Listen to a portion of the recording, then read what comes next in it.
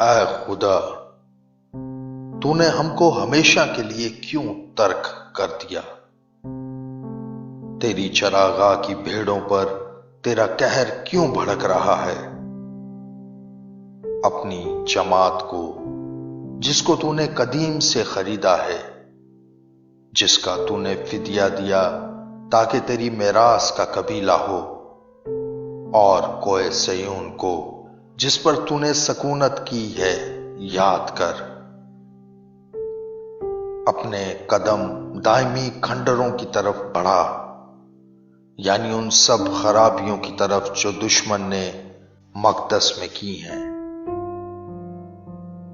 تیرے مجمع میں تیرے مخالف گرجتے رہے ہیں۔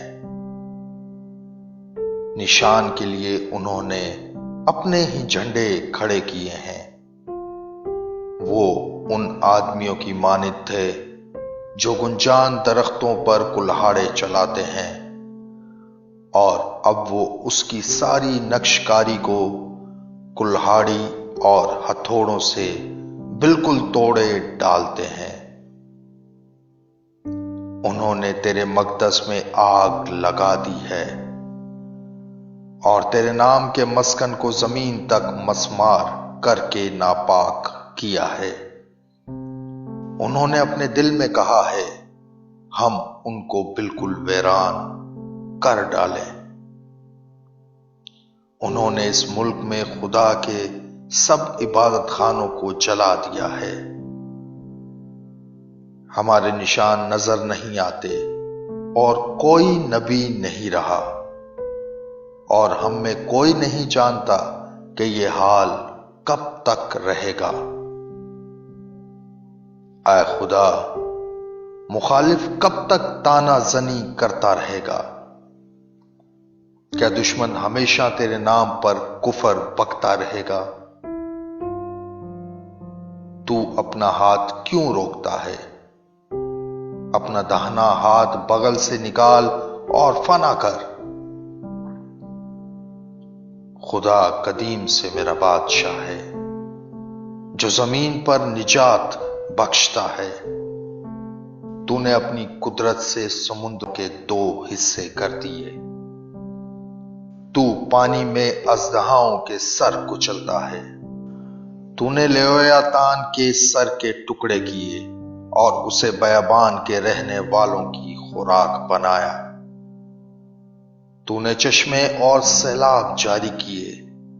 تو نے بڑے بڑے دریاؤں کو خشک کر ڈالا۔ دن تیرا ہے، رات بھی تیری ہی ہے۔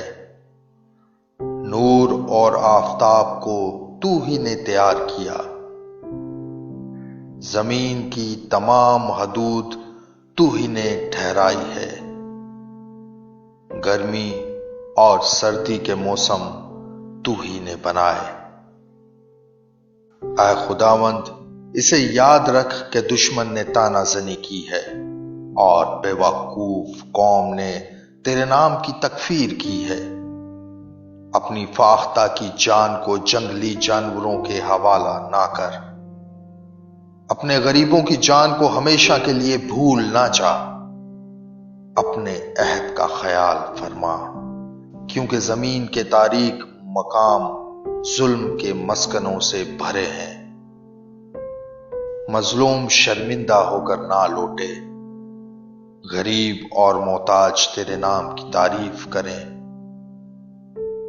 اٹھ اے خدا، آپ ہی اپنی وکالت کر۔ یاد کر کہ احمق دن بھر تجھ پر کیسی طعنہ زنی کرتا ہے۔ اپنے دشمنوں کی آواز کو بھول نہ جا۔ تیرے مخالفوں کا ہنگامہ برپا ہوتا رہتا ہے۔ آمین۔